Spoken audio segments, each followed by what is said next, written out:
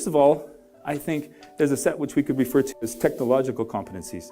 And technological competencies are really just understanding, first of all, what these technologies are. And I think there's 4 that all organizations need to start dealing with if they haven't already. And so we need leaders in every organization that can deal with these technologies.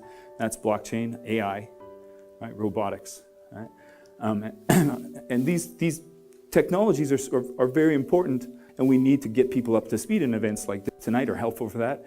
You've been hearing about technologies tonight, and that's really good. And that's very helpful in kind of helping people to think about this, and that's the first set of competencies we really need to get to.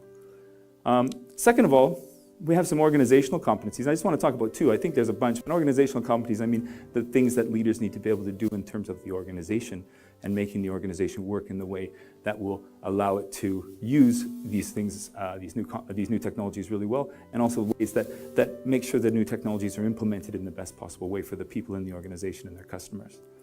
The first one is test. What does that mean? Well, we're moving into a world where experimentation is much more important than it has traditionally been. Because we have a lot of unknowables in organizations, because we have these new technologies create a lot of challenge and a lot of uncertainty, it becomes more and more important for organizations to have cultures of experimentation.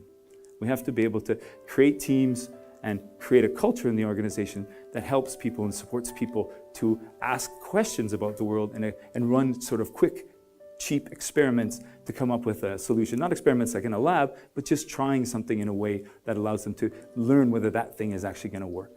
Right?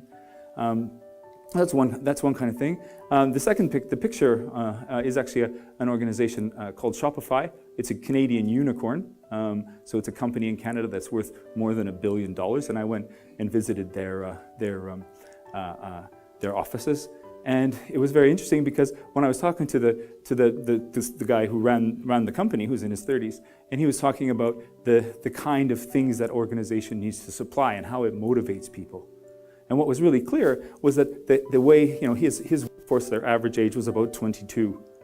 So for him, the kind of nature of the organization and how he had to motivate these people was very different. It required a whole different way of doing that. I then was at another company, Bentley, and at that we're talking about some of this same sort of thing. And they were talking about their challenge wasn't so many young people, it was so many old people in the company. Because people were no longer retiring.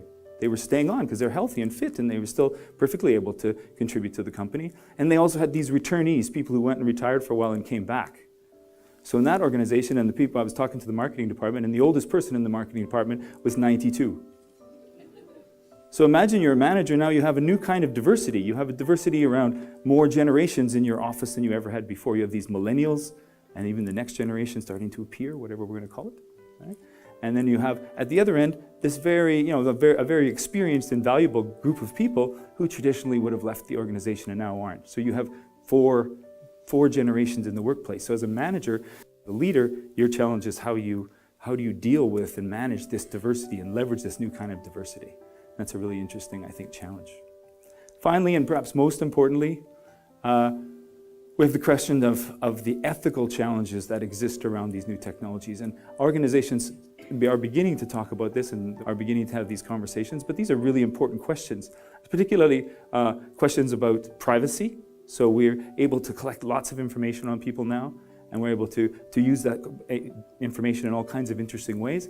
But what's the right principle to follow in terms of what you collect and how you use it? There's the law, but there's also just ethics and what your company's position on privacy and how you use and deal with and protect the data that you collect, for example.